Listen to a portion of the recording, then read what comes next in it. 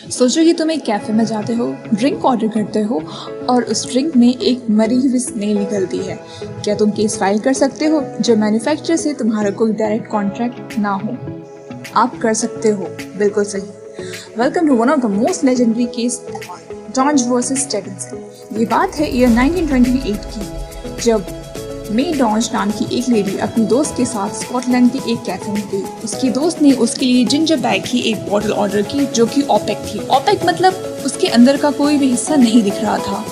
कुछ सिप्स लेने के बाद उन्होंने उस बॉटल के अंदर एक डिकम्पोज स्नेल देखी।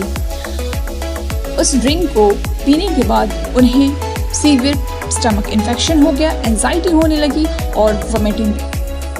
अब दिक्कत ये थी, उस कैफे का ओनर या मैन्युफैक्चरर, उनसे उनका कोई भी डायरेक्ट कॉन्टैक्ट नहीं था। फिर भी उसने मैन्युफैक्चरर डेविड स्टेवेंसन के अगेंस्ट कोर्ट में केस फाइल किया। कोर्ट के सामने ये बड़ा सवाल था, क्या एक मैन्युफैक्चरर जो प्रोडक्ट बनाता है उस कस्टमर के लिए रिस्पॉन्सिबल हो सकता है जिसे वो जानता भी नहीं? मतलब बिना किसी कॉन्टैक्ट के क्या मैन्युफैक्चरर की कोई लीगल ड्यूटी बनती है? इस केस का जजमेंट ये था, केस गया हाउस ऑफ लॉर्ड्स तक, जो यूके का सबसे बड़ा कोर्ट था उस समय।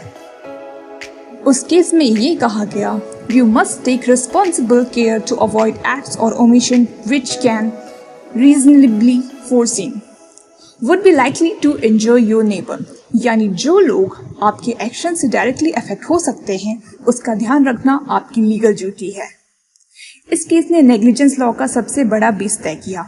अब सिर्फ कॉन्ट्रैक्ट नहीं, ड्यूटी ऑफ केयर के बेसिस पर भी केस किया जा सकता है। प्रोडक्ट या सर्विस से अगर किसी को नुकसान होता है तो मैन्युफैक्चरर, सर्विस प्रोवाइडर सब लायबल होते हैं।